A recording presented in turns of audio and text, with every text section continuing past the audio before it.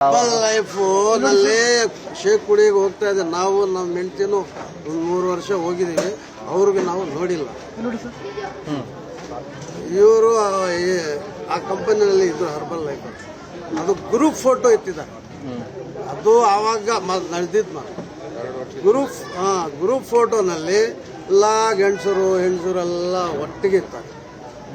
ಆ ಫೋಟೋನಲ್ಲಿ ನೀವು ಇದೆಯೇ, ನಮ್ಮ ಹೆಂಡತಿ ಅಲ್ಲಿದ್ದಾರೆ, ನೀವು ಅಲ್ಲಿದೆಯಾ ಅಂತ ಇಲ್ಲಿಗೆ ಅನುಮಾನ. ಅವರು ಕ್ಲಿಯರ್ ಮಾಡಿದ್ದಾರೆ, ನಿಮ್ಮ ಹೆಂಡತಿಗೆ ನಾವು ಮಾತಾಡಲ್ಲ, ನಾವು ಒಳ್ಳೆಯವರು, ನಮಾಜ್ ಓದೋರು, ಬೇರೆ ಇದು ನೋಡಿಲ್ಲ.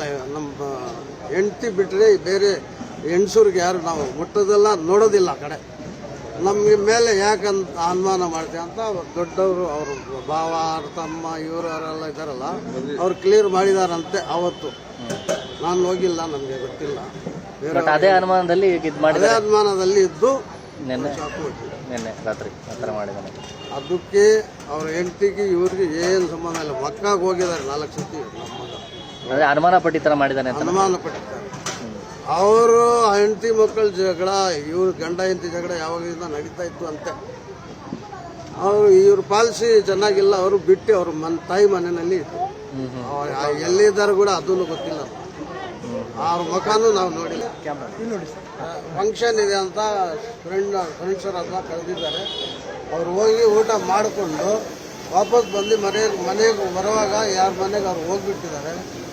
ಆಮೇಲೆ ಒಬ್ಬರು ಫ್ರೆಂಡು ಇದ್ರು ಹಿಂದಿಗಡೆ ಕೂತ್ಕೊಂಡು, ಅಲ್ಲಿ ಅವ್ರ ಗಾಡಿ ಇತ್ತು, ಅಲ್ಲಿ ಗಾಡಿ ಹತ್ರ ಬಿಡಕ್ಕೆ ಅಲ್ಲಿ ಹೋಗಿದ್ದಾನೆ. ಟಿಪ್ಪು ಚೌಕಿಂದ ಇಲ್ಲಿಗೆ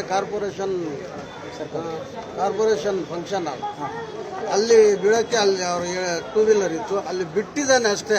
ಅವ್ರು ಇಳಿಸಿದ್ದಾರೆ. ಹಿಂದಿಗಡೆಯಿಂದ ಬಂದು ಗಾಡಿ ಅಡ್ಡ ಹಾಕ್ಬಿಟ್ಟು ಫಟ್ ಅಂತ ಸರಿಯಾಗಿ ಇದು ಚುಚ್ಚಿದ್ದಾರೆ. 4-5 ಜಾಗ ಚುಚ್ಚಿದ್ದಾರೆ. ಅಷ್ಟುವರೆಗೆ ಗೊತ್ತು. ಆಮೇಲೆ ಅಲ್ಲಿರೋರು ಯಾರು ಬಿಡ್ಸಕ್ಕೆ ಬಂದಿಲ್ಲ. ಅವ್ರು ಹೋಗ್ಮೇಲೆ ಬಂದು ಆಟೋ ಕತ್ತಿ ಆಟೋನಲ್ಲಿ ಹಾಕಿದ್ದಾರೆ.